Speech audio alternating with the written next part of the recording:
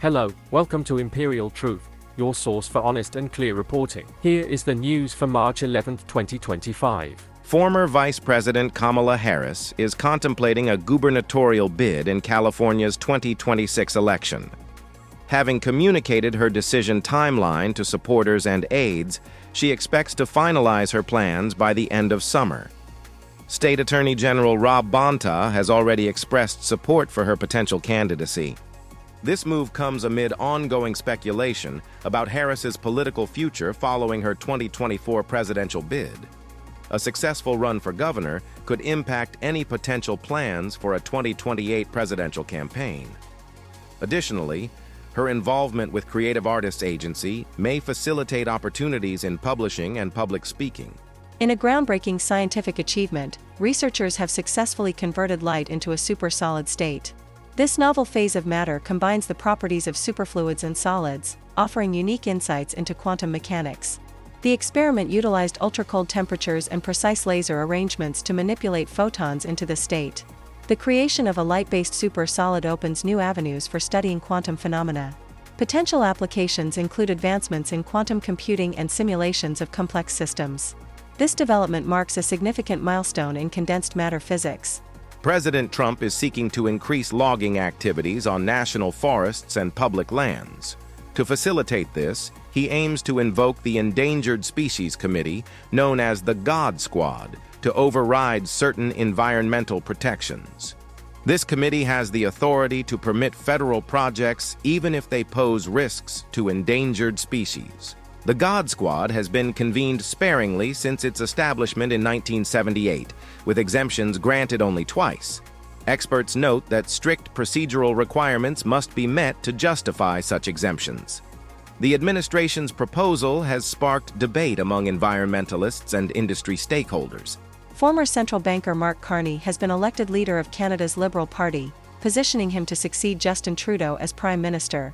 Carney secured 85.9% of the party leadership vote, reflecting strong support within the party. His tenure begins amid heightened trade tensions with the United States. Born in Fort Smith, Northwest Territories, Carney holds a bachelor's degree in economics from Harvard University. His career includes roles at Goldman Sachs and governorships at both the Bank of Canada and the Bank of England. More recently, he served as the UN Special Envoy for Climate Action and Finance. President Trump acknowledged the possibility of an economic recession, stating, "Who knows?" when questioned by reporters aboard Air Force One. This admission comes amid escalating trade tensions and market volatility. Economists have expressed concerns that current policies could increase the likelihood of a recession. Financial institutions like Bank of America have raised the odds of a recession occurring next year to over 30%. Goldman Sachs also notes rising recession risks due to ongoing trade disputes. The administration's strategies are under scrutiny as potential contributors to economic instability. A single-engine Beechcraft Bonanza carrying 5 individuals crashed near a retirement community in Leaditz, Pennsylvania. The aircraft took off from Lancaster Airport and went down within 5 minutes, igniting a significant fire. Emergency responders reported multiple injuries at the scene. Governor Josh Shapiro confirmed that state police and local responders are actively investigating the incident. The Federal Aviation Administration is also involved in determining the cause of the crash.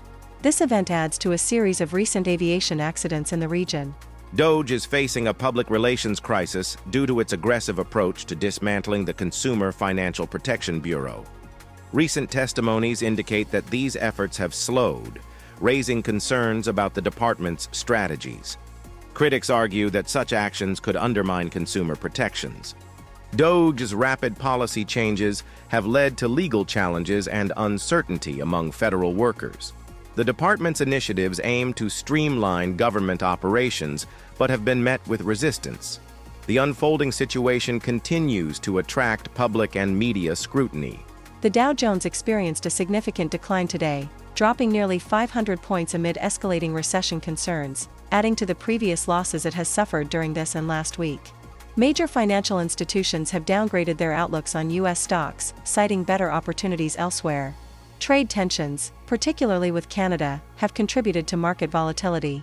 Ontario's suspension of a 25% surcharge on electricity exports to the U.S. is among the recent developments affecting investor sentiment.